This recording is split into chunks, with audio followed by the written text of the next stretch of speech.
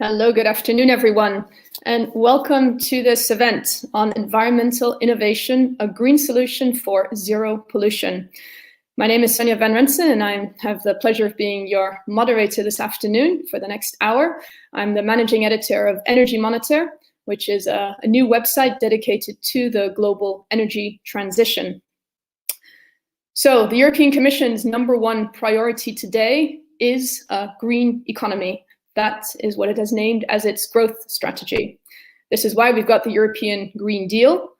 We've got a real attempt to build back better after the COVID-19 pandemic. We have a new European budget for the next 7 years, of which 30% is dedicated to climate action. And we have, as of yesterday, a deal on a new European climate law that cements the continent's goal to be the first climate neutral part of the world by 2050. And it's with this that the EU is attending the Biden Earth Day Climate Summit, which takes place today and tomorrow. A lot about climate, but a green economy and a green recovery is about much more than climate change. And indeed, for it to be successful in terms of climate change, it needs more.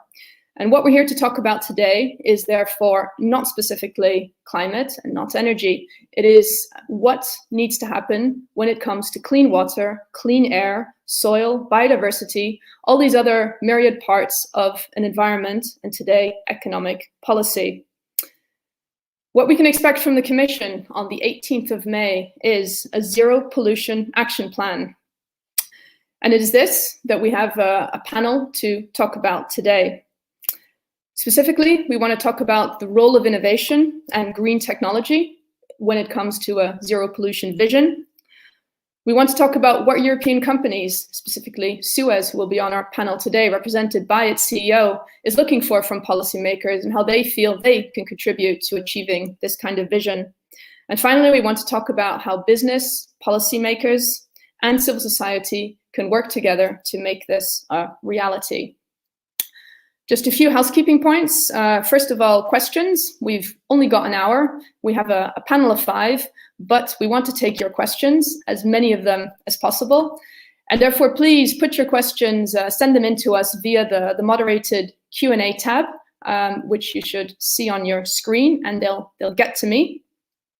Note the session is being recorded, so you'll be able to listen back to it at your leisure. And finally, if you're tweeting, the hashtag that we'd ask you to use is environmental innovation. And with that, I'm going to move to our first speaker, who is Zakia Khattabi, Minister for Climate, Environment, Sustainable Development, and the Green Deal here in Belgium. She's co-president of the French-speaking Green Party here in Belgium, the Écolo, and has worked on a number of issues in the past, notably social issues, working with youth, and multicultural integration. She is not able to join us physically, so it's a pre-recorded address that we can move to now to kick us off. Good morning, Excellencies, ladies and gentlemen. First, I would like to thank Forum Europe and Suez for the invitation and for giving me the opportunity to share with you some elements, despite the fact I cannot be with you this morning. Despite the significant progress in pollution control actions and policies in recent years, air, soil and water pollution remains a problem for citizens and environment. Whether it is chemical pollution, noise pollution, industrial pollution, we are all affected on a daily basis. At the source of this pollution are our production and consumption patterns that are not yet sustainable, fair, safe, green and clean enough. But I'm pleased to see that the Commission has taken the opportunity of the Green Deal to address this issue. A key milestone to achieve the ambition of zero pollution has already been reached with the publication of the Chemical Strategy for Sustainability. We are now in a second and equally important phase, the adoption of an action plan towards zero pollution for air, water and soil. I am sure that we all share the ultimate goal, but I'm also convinced that we cannot rely solely on the Commission and more generally on public authorities to ensure that our production and consumption patterns are innovative, clean, sustainable, socially responsible and climate neutral. This is a collective effort that must be promoted by all, both public and private, working side by side. Today, we need to accelerate the transition towards a more sustainable society. As a key player, companies can not longer play an economic role only, but has a wider societal role where attention should be paid to environmental, climate, and social impacts. In that sense, transition offers new opportunities that may be seized by the economic apparatus, but also for research and development. Tomorrow's possibilities will be played out on the ground by the most ambitious players in terms of taking into account issues related to the climate, environment, circularity, human rights, gender equality, vulnerable population, etc. For us, private and public actors, it will be a question of promoting research and innovations as they will contribute to the development of both safe and sustainable solutions and increasingly effective information management tools. As I did before, I challenge the private sector to invest through research and innovation in design for reach. As such, safe and sustainable by design products offer new opportunities and can help strengthening the level playing field, stimulate innovation, create appealing jobs and new business models. Furthermore, if you want to ensure sustainability along the whole value chain of products, it's important to go beyond the silo approach and develop a comprehensive, cross-cutting and integrated approach. In this regard, we must opt for socio-economic and environmental life cycle approaches and ensure the circularity of products. The health crisis we are experiencing has shown us more than ever that a circular society with sustainable production and consumption patterns is a more resilient society and a healthy natural ecosystem, a robust biodiversity, and an enhanced well-being. Adopting an integrated approach also ensures a just transition and the respect of the highest ethical and moral standards. Innovation also means rethinking our models of governance and imagining new ways of cooperation, enabling exchange and consultation between all stakeholders. Those aspects of governance are dear to me, and I'm convinced that the transparent process, the collective intelligence, and a diverse range of perspectives are key elements of a successful transition. Thank you for your attention, and I wish you a very good session. I hope it will lead to constructive exchanges, and I would be delighted to receive the result of your reflections.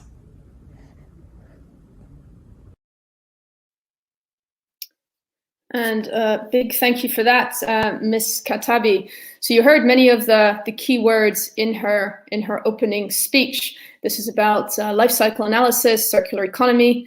It's also about environment, climate, and a socially just transition. So as I said before, we have a panel of 5 speakers to take on some of these big topics. If we can bring them up now, we've got the European Commissioner for Environment, Oceans and Fisheries, Virginijus Sinkevicius. We have Bertrand Camus, CEO of Suez. We have Lydia Pereira, here from the European Parliament. Jocelyn Blériot, representing the Ellen MacArthur Foundation. And finally, Roberto Grasso from Columbia Sportswear, where he is Deputy General Counsel. A big welcome to all of you. It's nice to see you all here this afternoon. So the idea is that we spend the next, well, we've got a good 45 minutes talking about what we're, I guess, looking for from the EU as it prepares its zero pollution action plan, and conversely, what we feel as individuals and company representatives we can contribute to that.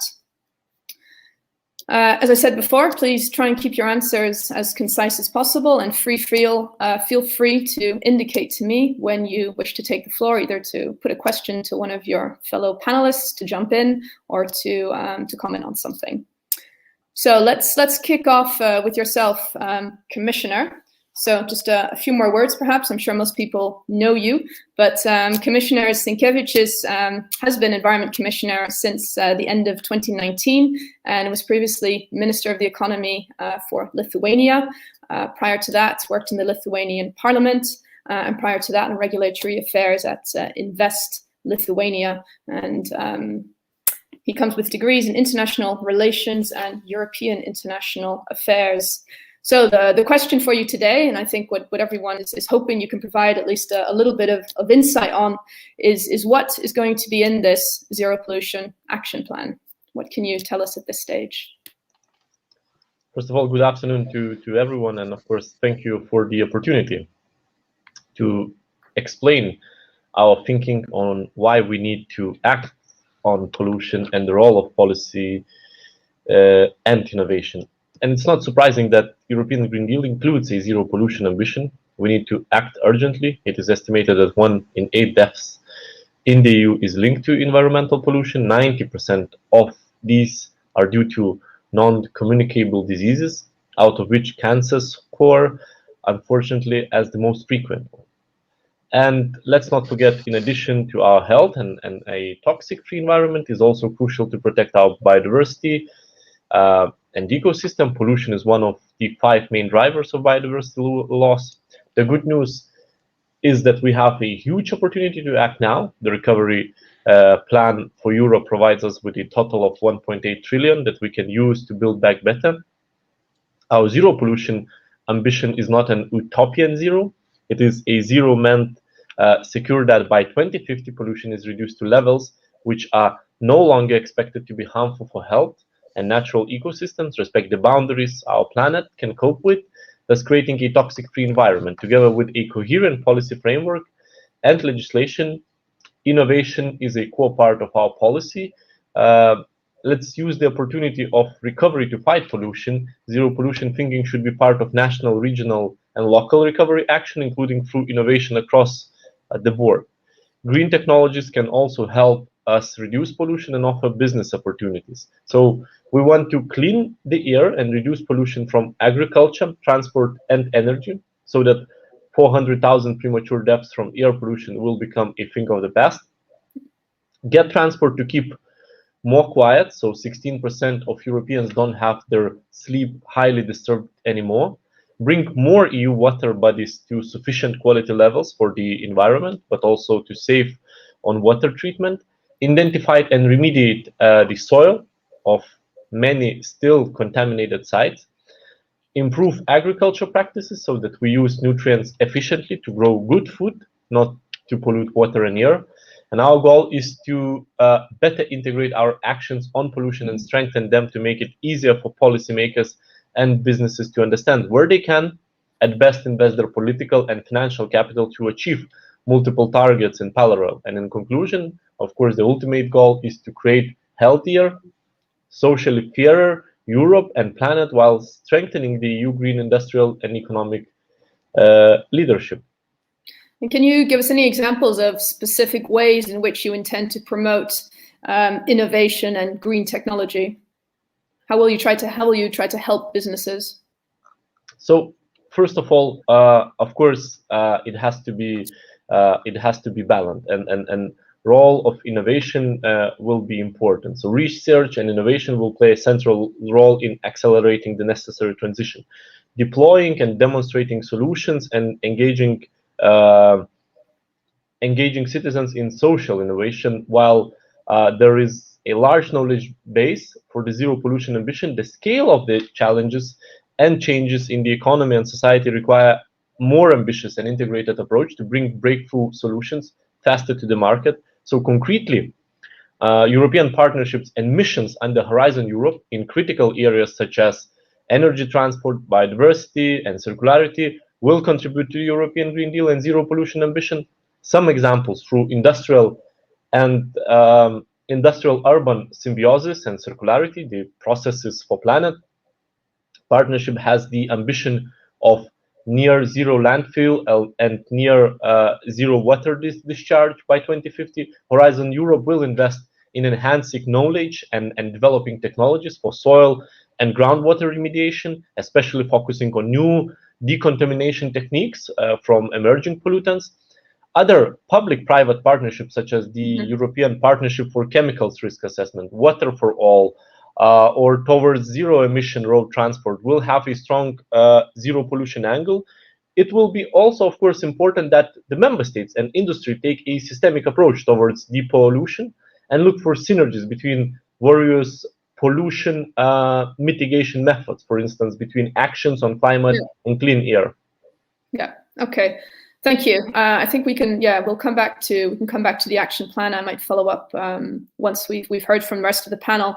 I'd like to turn to Bertrand Camus, who's joining us today as CEO of Suez. He's been with the company since 1994, when he joined as a project manager for the commercial development of major international public-private partnerships. He subsequently worked in a wide variety of functions around the world for the company, from Southeast Asia to Argentina. He was in charge of Suez in North America, returned to France in 2015, was in charge of its European division, then led the Africa, Middle East, India, Asia, and Pacific parts, and finally ended up as CEO of Suez over just about 2 years ago now. And he's originally a civil engineer, I should add. So I think the opening questions for you is, having heard what the commissioner has said, how does this sound to you? What are you, as a European company engaged, notably also in the water business, looking for to play your part? What can you contribute, and what are you looking for in terms of support to deliver on this 2050 goal of bringing pollution to a level where it is no longer harmful to ecosystems or human health? Good afternoon, Commissioner, and good afternoon to everyone. And first of all, what I must say is that as a European citizen, I'm very happy about the move that the European Commission and Europe is taking towards fighting against climate change, speaking about zero pollution action plan, and plenty of other things that will be put in place, especially to strengthen the resilience of our countries. So first of all, I'm very happy, and as a specialist of environmental services, working a lot in pollution elimination, being for water, soils, air. We are very happy about the ambition that the European Commission has set. Because at the end, when we look a little bit in what happened in Europe over the past 30, 40 years, those topics, we really made progress when Europe decided to move forward on those topics. I think that when we look at water, drinking water regulation, wastewater regulations, seawater regulation, also circular economy. This is what has been really driving over the past decades, real improvement in those topics. And we were a little bit concerned that nothing great has happened for the last maybe 10, 15 years. It was a little bit stagnant. And seeing Europe back on those topics is a very positive thing. Not only for a company like ours, but for all the citizens of Europe. What do we need to move forward? So it's about regulation, definitely, and our regulation need to be as ambitious as the ambition we have in terms of climate change and zero pollution action plan. I think that what is very interesting is that we are at a time where there are a lot of innovation already there that have not been fully used because of the lack of regulation. In fact, today we are at a time where I would say solutions are even, there are more solutions than projects, to make it simple. And we see it from countries, one country to another, where we have countries which are much more ambitious. I'm thinking about Switzerland, for example, in protecting the rivers and improving the wastewater treatments capabilities of their wastewater treatment plant. They are far more advanced than most of the European countries, and therefore I think that having this strong push will help a lot. I think that if I stay on this wastewater issue, which is one of the many issues around pollution, is that we see that today we can transform a wastewater treatment plant into a biofactory where we can not only better treat the effluents, Commissioner has been speaking about emerging pollutants, but we can also produce energy, we can recover nutrients, We can reuse the treated water. So there is a lot of things that can be done. I mean, to achieve those zero pollution targets. And solutions are there, and more are to come. We need funding, of course. The commissioner has been speaking about the financing package. I think taxonomy is very important in that field, because we need to bring private financing to develop those solutions and those projects. And last but not least, I can only concur to the fact that it's a great opportunity for Europe to keep its leadership in terms of environmental innovation and environmental solutions. When we look at what our companies have been able to do over the past decades to develop outside of Europe, thanks to the innovation we developed in Europe, I think this is something that is very promising for European economy. Thank you very much. Can you tell us a word about, I guess, what your current ambitions within the company, and I guess inevitably the recent merger of Suez with Veolia? How does that I guess, shape your future ambitions in terms of what you intend to carry out, and also your ability to contribute to these kinds of goals? Yeah, but I think the ambitions are the same in terms of purpose and solutions and innovations. I think that has been one. I mean, we've been fighting for 7 months, of course, to try to avoid this takeover, but we could not, and we finally reached an agreement 10 days ago. And what was really at the core of the fight was to make sure that the new Suez, as we call it, because as we are competing companies, Veolia will have to dispose assets, that those assets form a company that we call New Suez, that still has the capability to bring solutions, to innovate, to develop a large-scale project.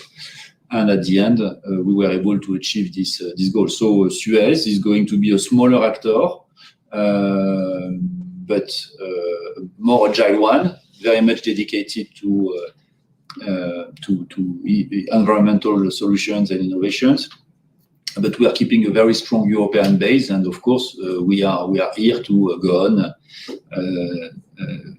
I mean, meeting those ambitions and answering our client needs, and definitely innovation is not only part of our DNA, but it's also what will make a company like Suez successful in the future. Okay, thank you very much.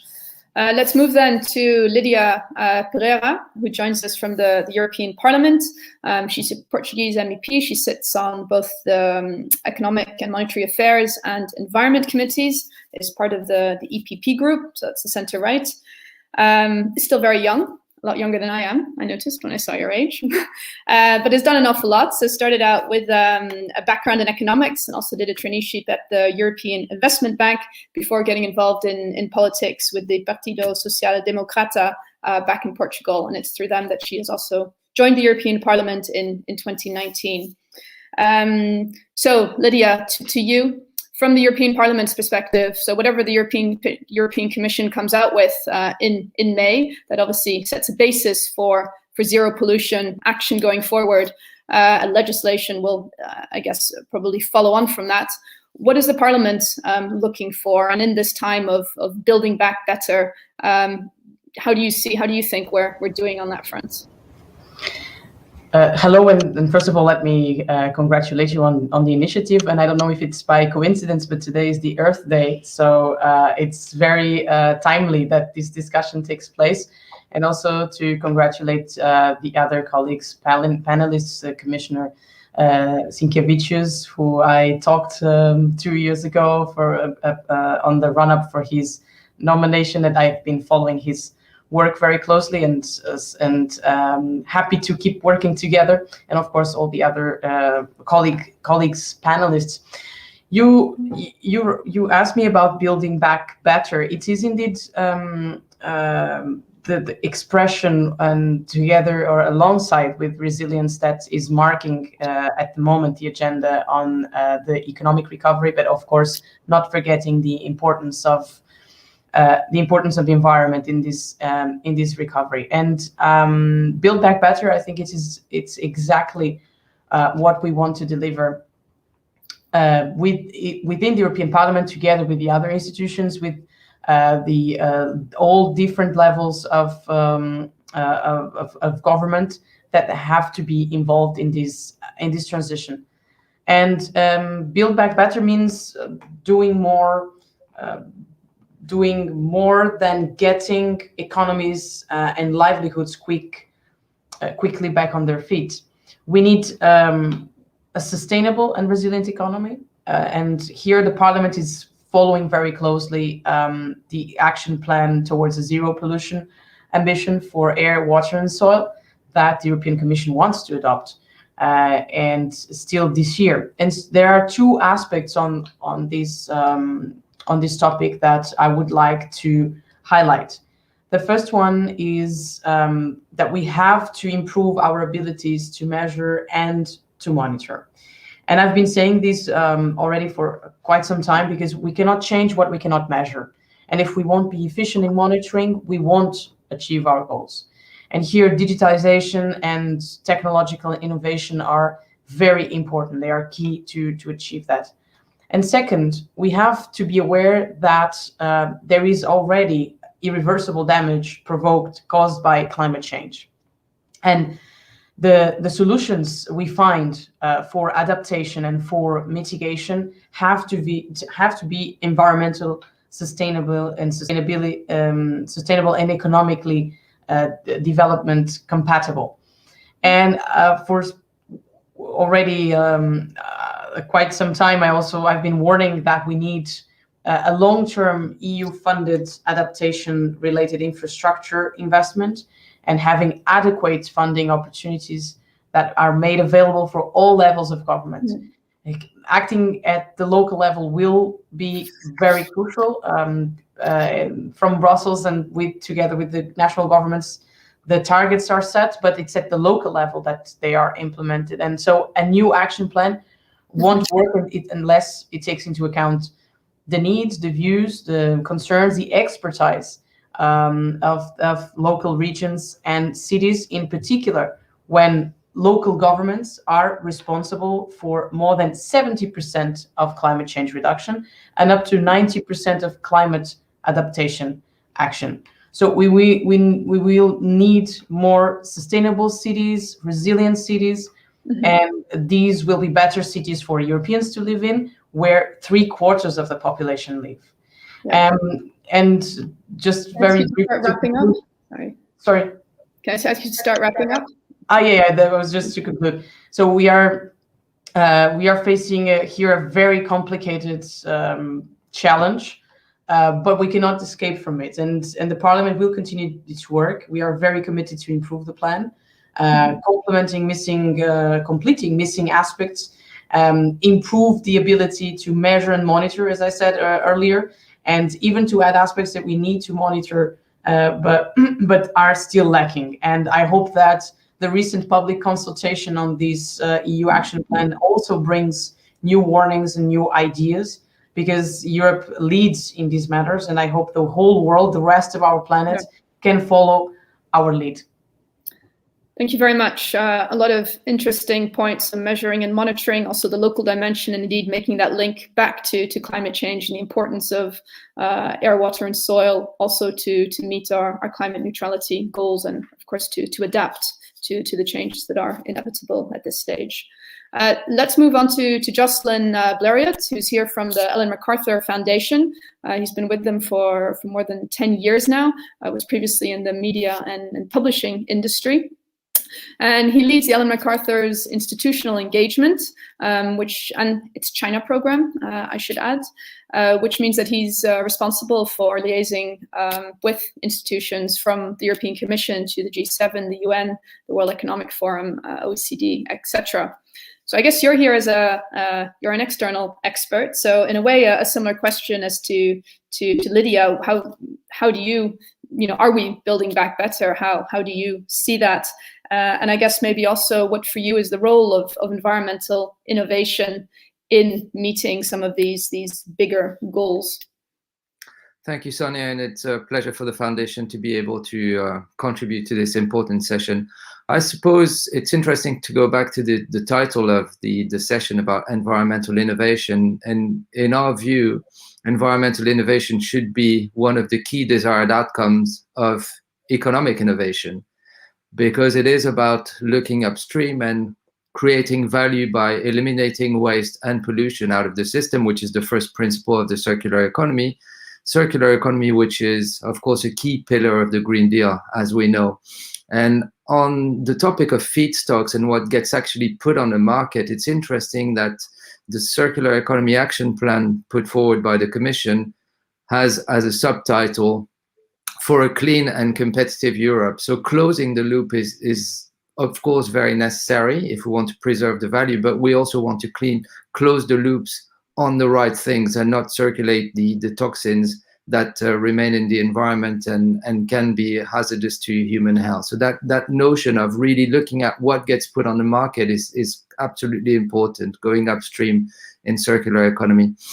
And to your question regarding building back better, we see a lot of interesting innovations and opportunities that do not necessarily yet harness the circular economy potential. So if we look at the renovation wave and everything that's going on in the built environment, retrofitting for energy efficiency, these are very important strategies that could be coupled with material strategies that look at using better materials, more recyclable materials, identifying materials, and also looking at design in a way that favors deconstruction as opposed to demolition, again, with a view to preserve the value of the materials in the system. And by highlighting these opportunities from a circular economy point of view, you could actually almost kill two birds with one stone and say we're going to look at immediate short-term recovery plans that create jobs, obviously locally, because you don't retrofit a building somewhere else, it stays on site.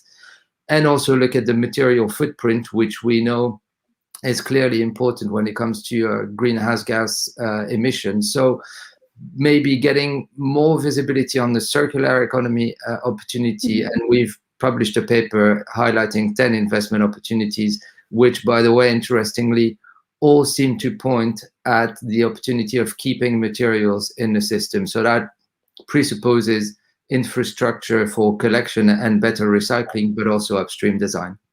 Maybe just a line, there's one question that's come in about waste, since you've touched on this. Waste is a material we want to get rid of. What can we do to give waste a value and motivate whoever owns that waste to either give it back or get it recycled? Can you just add a line or two on that?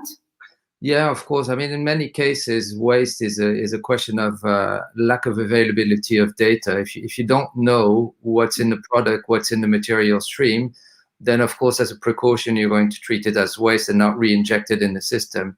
With better knowledge, better transparency of what gets put on the market in the first place, then that notion of waste becomes much more questionable. Now, of course, there are legacy materials in the system. Not everything is fit for circularity. So there needs to be some innovation when it comes to material innovation, material research. And that's also something, an element of competitiveness, because Europe could absolutely lead the way in that field and become the center of excellence for circular economy compatible materials in the world. Okay, thank you very much. And I think you've provided a nice bridge to Roberto Grasso, who I'd like to turn to now. Deputy General Counsel at Columbia Sportswear, as I said, a very experienced lawyer. He's worked with various law firms, both in Washington, D.C. And back in Rome in Italy. His work focuses on competition policy, so everything from European and international antitrust and across sectors from banking, aviation, oil and gas, ICT, and so forth. And well, Roberto, in the context of today's discussion, Jocelyn just raised it already, the role, and we have, of course, the Veolia Suez merger backdrop as well. The role of competition policy when it comes to the European Green Deal. What's its role, and what can you say about the current state of play? How good is that for the kinds of ambitions we're laying out at the moment? Sure. Good morning, everyone. It's first of all, let me say it's a great pleasure to be here today. You mentioned the Veolia-Suez merger. Today, I will limit my remarks to a different area of competition law, which is the area of competitors' collaborations. And we heard innovation, sustainability, and competition a lot this morning. These are highly complex concepts. And their interactions are certainly subject to a multitude of interpretations. On one hand, companies compete on innovation and more on sustainability. Consumers, shareholders, and boards of directors require more and more sustainable products, services, and investments in ESG throughout the entire supply chain. Indeed, the natural way to improve sustainability is by supporting innovation. So some, especially in the economists world, argue that there is no need to single out sustainability as a separate goal in competition policy, because competition spurs innovation, and innovation is key to address sustainability. Thus, protecting competition would also protect sustainability. Well, things are not quite that straightforward, unfortunately, in practice, because of the scale required for a sustainability project to be impactful, cost-effective, and acceptable by consumers. For example, in terms of a higher price, it often has to involve some degree, some level of peers collaboration. So individual companies might not have the right incentives, or simply cannot achieve impactful results by themselves, even with a progressive and sophisticated legal and regulatory framework. Regulation may be slow, may be incomplete, or simply companies may want to do more. Certainly, they have the knowledge and the agility to act fast and effectively. As Mr. Camus mentioned this morning, today there are more solutions than projects. It is a fact that the sustainability initiatives that we see today are a fraction of what businesses would be ready to do. Businesses fear the consequences of a breach of the law, and in particular of competition law. A recent survey among sustainability leaders shows that 97% of those leaders want to work together with peers to pursue sustainability goals. But 57% also said that they have plenty of examples of sustainability projects that they decided not to pursue because of the legal risk involved. So competition policy is meant to ensure a level playing field and encourage competition, not necessarily collaboration, on crucial elements such as innovation and sustainability. So in terms of what is the the EU competition policy role in relation to innovation and sustainability? Well, in my view, it plays a crucial role in the EU Green Deal. To borrow a metaphor by Commissioner Vestager, which I particularly like, she said that in the green transition, competition rules are not the engine of change. That's the job of regulation and investment, but they are a vital part of the transmission system, which links the engine to the wheels and produces results on the ground. Okay, thank you. So from what you're saying, it plays a crucial role, but which is too often not recognized, and certainly here in Europe. So you would advocate, competition policy needs to change if we want to deliver on something like a zero pollution ambition. Is that right? Oh yeah, absolutely. I mean, for all of that to happen, we need clear guidance by the European Commission. A few competition authorities across Europe, namely the Dutch and the Greeks, are already coming up with new draft guidelines or technical and policy papers. We do not need to change the rules or rewrite EU competition law.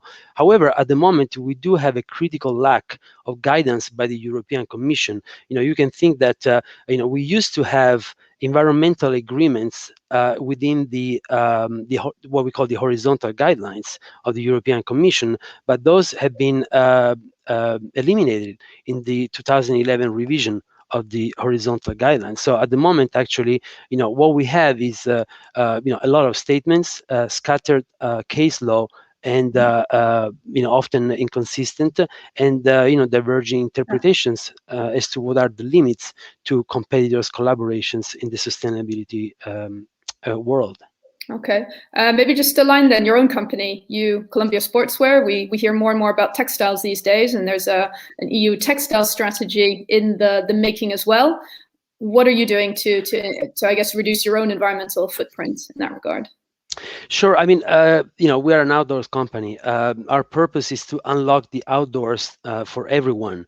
And we believe that by helping people get outside, we create awareness about the need for everyone to do their part to protect and preserve the environment. Concerning the European Commission strategy for textiles and the sustainability product initiative, well, let me give a few examples. We offer take-back programs called Rethreads that enable product recycling and second use. We also have our own in-house repair facilities, which clearly a few years ago they were just inconceivable because of the cost involved. We committed to phasing out PFC. We phased out long-chain PFCs. We partnered with the Apparel Impact Institute's Clean by Design program to roll out the Clean by Design in several facilities. And there is a program that focuses on facility energy and water efficiency optimization and so on. Okay, thank you. Let's continue with the questions. I have a couple. Does anyone want to come back on what Roberto was just saying about competition policy? No one specifically. Okay, I propose we've had a few questions come in. I propose we talk a little bit more about regulation, and I'd maybe come back to the commissioner first. So you set out the goal for 2050 is to get to a level, we see zero pollution, but a level of pollution that's in any case not harmful for ecosystems or human health.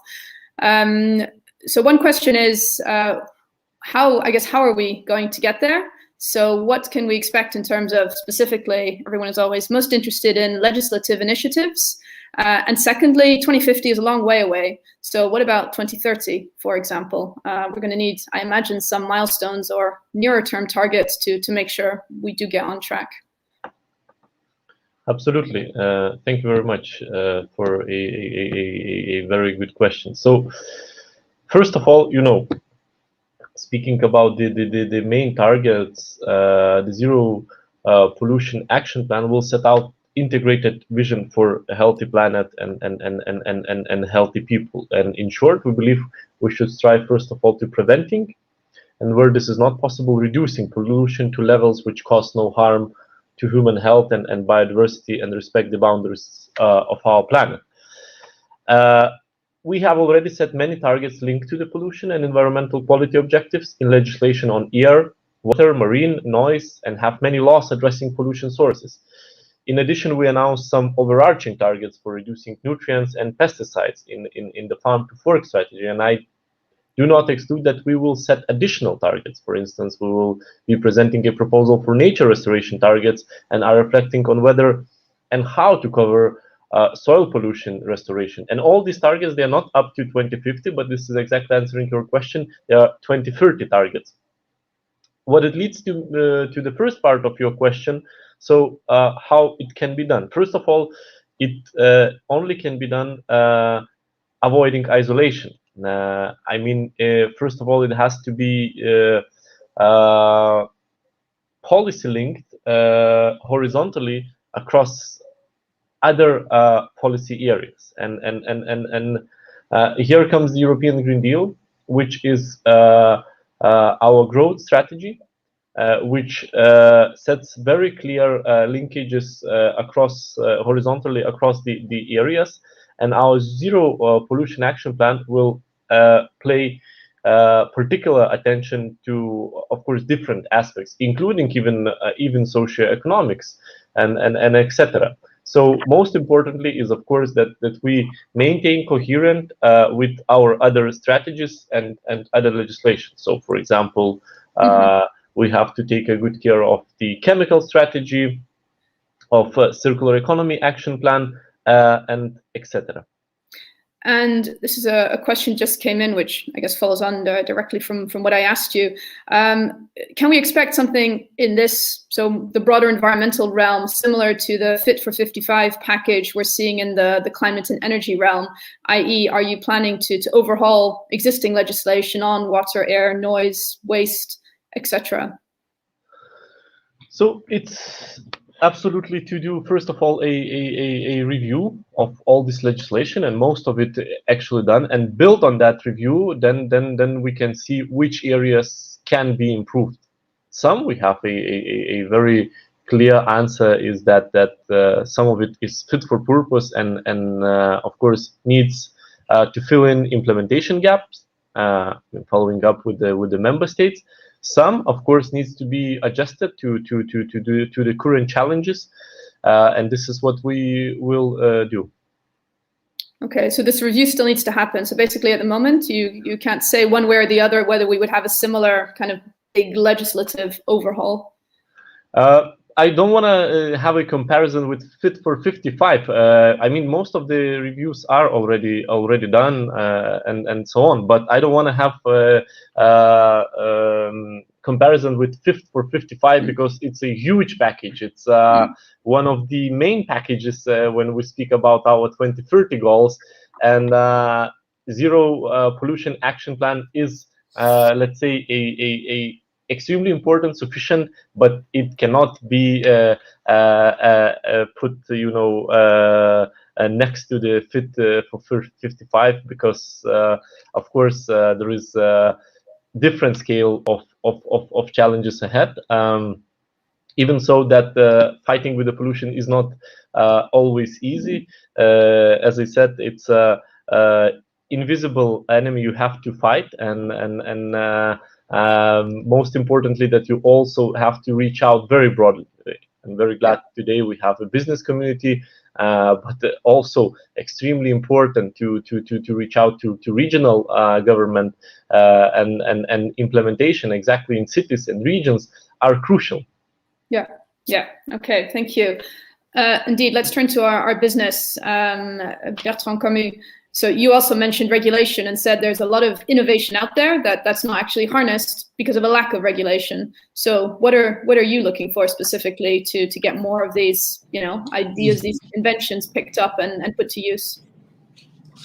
No, I think it's about being more ambitious in terms of limitations. If we take an example, and this will be necessary for the future, if we take the example of wastewater once again, most of the treatments in place in Europe dates back from the 90s, and today we know that thanks to that we eliminate a lot of pollutions, but all the emerging pollutants, microplastics, hormones are not treated through those traditional or classical wastewater treatment process. And at the end, they end up in the rivers and the oceans.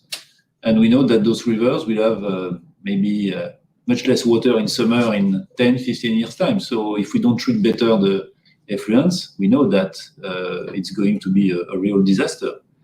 And therefore, it's about setting parameters in the regulation to go and fight against those pollution, as it was done 30 years ago with the wastewater regulations and the drinking water regulation. And we could do the same with a lot of other type of pollutions. So that's really a question of being more stringent. And countries, the technologies are there. But we need at the same time to be much more holistic in the way we tackle pollution, because if we take one vertical by one, at the end we will lose a lot of synergies that are possible. Jocelyn spoke about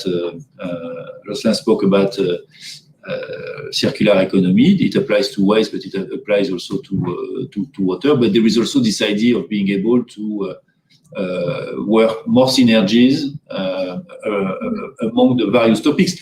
we speak about soil contamination. I mean, the law as it is made, if you a contaminated soil, if you don't touch it, you have nothing to do. It is the day when you start, you want to use it, for example, to build apartments, because very often the contaminated soils are in the suburbs of the cities. Okay, so you solve the contamination when you start using the soil or the land, but in fact, if the contamination is there, each time it rains, the contamination goes into the rivers and the oceans. So we see that all those issues have to be tackled more holistically. Not everything we will be able to do them at the same time in terms of priorities, funding, and so on. And once again, I'm very much welcome the approach of Europe to think 2050 with milestones, and now it's how do we prioritize topics and put in place action plan to tackle them. Maybe a follow-up to you, or otherwise first to Jocelyn. The idea that Roberto raised also, that this environmental innovation is an area that could be of real competitive advantage to European companies. And based on what you just said, Bertrand, as well, you need regulation to get these innovations deployed. So I'm thinking perhaps Jocelyn first, and then Bertrand, Lydia, you're welcome to jump in too. How do you see the situation here in Europe vis-a-vis other parts of the world? And what's missing from the regulatory framework to give European companies a real competitive advantage? Is there a possibility for Europe to set standards globally that I guess take this agenda forward here, but also ultimately elsewhere for maximum effect? Yes, thank you. There are a lot of opportunities actually, and I'll go back to my earlier point and echoing what Monsieur Camus was just saying. The question of pollution really is pervasive. Therefore, it goes back to what we put on the market upstream, and in that sense, the Sustainable Product Initiative laid out by the Commission is a good place to start, because there is, of course, a prescriptive dimension to it, but it is also for companies that want to invest in circular economy innovation. They need to be able to rely on the right enabling regulatory framework in order to get to scale. Otherwise, these initiatives are going to remain niche and not challenge fundamentally the system. What we don't necessarily want is a small amount of circular solutions bolted onto a linear system. It really is fundamentally challenging the system in itself. So a lot of other countries are also looking at this, and we can think, for instance, in China, putting an emphasis on eco-design and extended producer responsibility starting in 2017. There was an MOU signed between China and the European Commission in July 2018 that has a very embryonic notion of potential agreement on standards that should be really ramped up, because then by default, if you create a market for circular economy products that is Europe and China agree upon, who would be crazy enough to put something out there that doesn't fit on either of these markets? So that's one way of looking at it as well. Okay, thank you. Bertrand, do you want to come back on that briefly? It's about the point on your global your global competitive standing vis-a-vis other companies around the world, and how the whether you say the regulatory framework is something that can give you a competitive edge. So trying to regulate around also pollution is a good thing ultimately.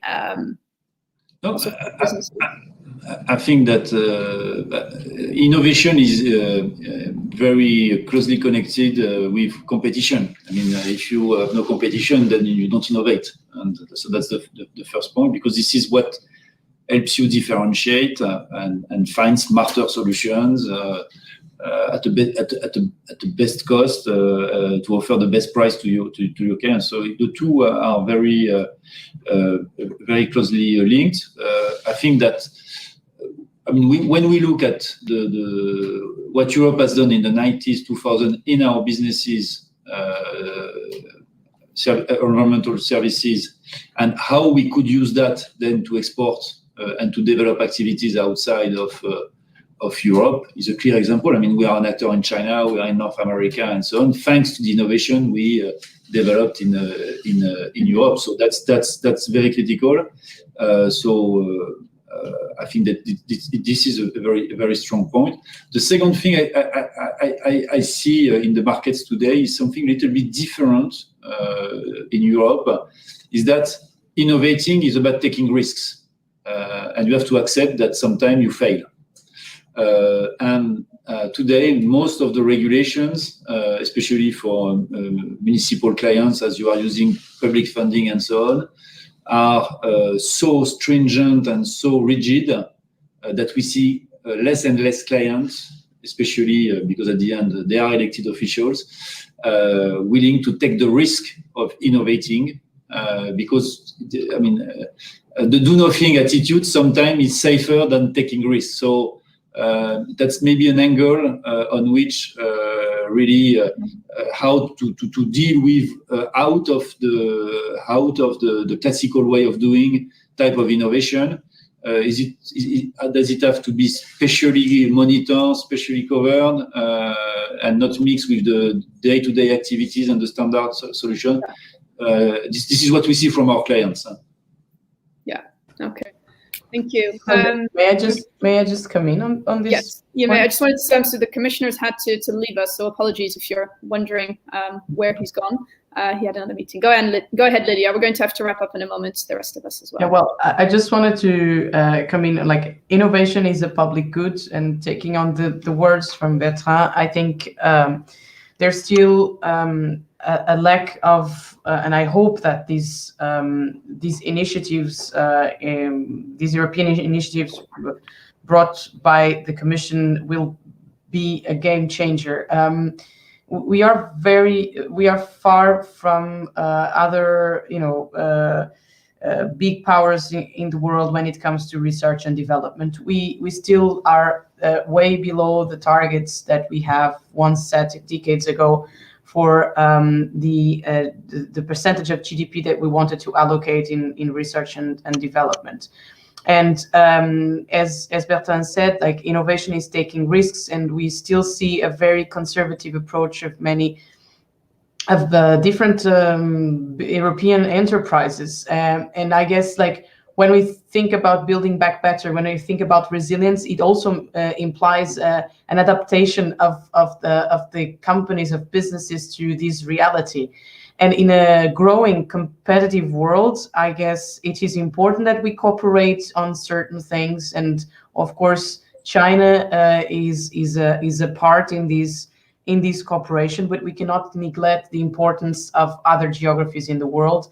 And I'm thinking about India, I'm thinking about Africa, that are crucial to achieve the targets and to make not only innovation, but in particular climate change, that we can actually mitigate the effects of climate change. And so for this, I've been saying, like, if we don't embrace the leadership that we've been setting in terms of environment in the past years, from Europe to the world, we will lose the train of innovation. And I don't think anyone and any of us wants it. And when we think about competitiveness, and we see that more and more companies from the financial sector to corporate sector, they are really committed in making the environment a priority for the sustainability of even those companies itself. Mm-hmm. I think it is a clear stance there where we have to go and how we have to move forward in terms of climate. But it is about cooperation, not forgetting the other geographies. And I have to ask you to wrap up. To actually change the paradigm of the European economy, which has been linear as the other economies in the world, and we want to bring it, or we want to achieve a circular economy. So I think this is not to be forgotten with the rest of the world, and the leadership of Europe that we want. We have to act accordingly, not only by intentions. It has to be put in practice. Thank you very much. We're out of time. Roberto, you've been nodding. I wanted to ask if you wanted to come back agree or to add anything also on that point of, I guess, yeah, the importance of collaboration across geographies, across companies. Yeah, no, I mean, I couldn't agree more with what Lydia just said. The same for Mr. Camus. I mean, it is indeed a very thin line. Where to draw the line, especially from a regulator's perspective. Certainly, you cannot depress innovation by allowing, a loose approach to collaborations among competitors. At the same time, when you look technically into the way the European Commission and most of the the national competition authorities have been approaching, the balancing exercise between, innovation, competition, and sustainability, that is a 20-year-old, purely economic and quantitative approach that, for example, limited the consideration of the benefits to stemming from an agreement on sustainability only to the users of the goods or services of that agreement, while in fact those benefits should be assessed much more broadly because they do also advance and benefit society as a whole. So again, the Dutch is really at the forefront of this new not only economic approach to the competition law assessment, and I hope the European Commission will follow suit. Okay, thank you very much. I'm afraid we're out of time. An hour is very short, too short, I would say, to tackle some of these very big questions. It was nice though. I think we got a discussion going in the second part of this afternoon. So a big thank you to all of our speakers, including the Commissioner, who, as I said, had to unfortunately leave us just a few minutes early. I think it was heartening on Earth Day in particular to hear full support for the ambitious approach. And I think we're looking forward to seeing what's actually in the action plan when it comes out, hopefully later this spring. I think there was also agreement on the key role of regulation in harnessing some of the environmental innovation out there. We talked about competition policy specifically. Not something you always hear about in environmental, or I should say climate and energy circles, and I think really useful, when we talk about breaking silos, to also bring all of these different dimensions in, because they ultimately shape what kind of ambitions we can deliver on. So a need and an interest in collaboration, both across geographies, but also between companies.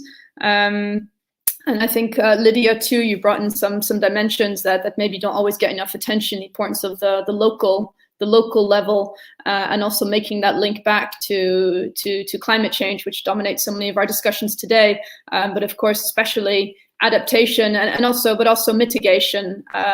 Almost half of the emissions are not actually going to be solved by more energy efficiency or more renewables, but will require changes to our production and consumption patterns, notably of sectors like food. So ultimately, it does all come together.